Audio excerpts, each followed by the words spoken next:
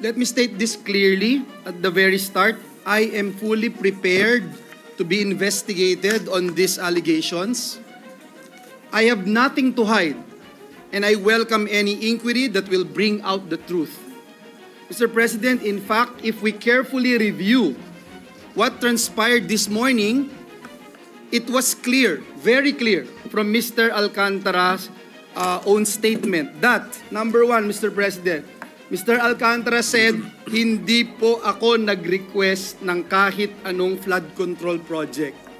Sinabi din po niya, wala po akong alam at hindi rin po ako kailanman sinabihan tungkol sa mga proyektong yan. Ang request po ng representasyong ito ay multipurpose buildings para sa aking mga kababayan sa Bulacan at hindi po flood control. Sinabi niya po yan. Sinabi rin po at inamin ni District Engineer Alcantara na may tulong daw po, na may tulong daw siyang pinaabot pero hindi po sa akin, sabi po niya. At siya na rin po mismo ang nagsabi na wala po akong alam doon.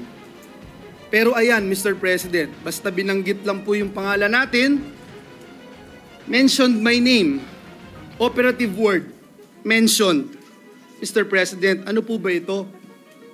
Masabi lang po yung pangalan natin at idadawit po tayo sa flood control issue kahit ang mismong testigo na ang nagsabi po na wala po akong alam.